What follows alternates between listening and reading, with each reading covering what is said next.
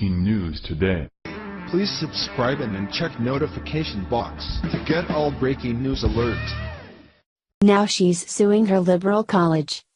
When a liberal college snowflake decided to block traffic while protesting President Donald Trump, she was subsequently run over in a brutal dose of karma. Unbelievably, she's now suing her own liberal college for an outrageous reason, and it couldn't be more satisfying. Shortly after Donald Trump's election in November 2016, a group of ultra-sensitive liberal students of the University of California, San Diego decided the best and brightest way to combat their Democratic loss would be to head out to Interstate 5 in the dead of night and block traffic with their gender-neutral bodies. Expectedly, they quickly discovered that it takes much more than 150 pounds of fascist flesh to stop a speeding car. On November 9 at 1:40 a.m., 19-year-old sophomore and anti-Trump activist Mariana Flores put her limited knowledge of physics to the test, stepping out in front of traffic. Demonstrating a spectacular display of Darwinism, Flores was subsequently hit by a speeding vehicle, crushing her pelvis, fracturing her leg, and causing her several other avoidable injuries. However, instead of suing the driver who plowed through her, as most hard-headed leftists would, Flores has filed a lawsuit against her own left-leaning college campus for the most perfectly karmic reason.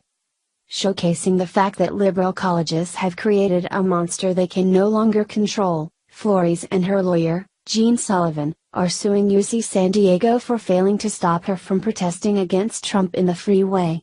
In an appropriately absurd dose of liberal logic, Sullivan alleges that the college knew about, planned, and even organized the protest in the freeway, and that their knowledge of such an inane and dangerous demonstration suggests that the school supported such behavior, according to the college fix. According to Sullivan, not doing anything and failing to act is legally the same thing as supporting the protest, the newspaper reported. Sullivan further alleged that the protest was encouraged by people in positions of authority at the university, and that if anyone that is in authority with the university, a residential advisor, says let's go, the university would be responsible. Along with UCSD and the driver involved in the accident, the lawsuit lists the University of California Regents, the City and County of San Diego, and the entire state of California as holding legal responsibility for Flores' harebrained decision to run out into traffic. When asked about the lawsuit by the Los Angeles Times, Sullivan said, "We think it's a case of shared responsibility of the school, Maria, and the driver, and we're not saying that anybody is without fault or fault-free. We think other people bear some responsibility as well."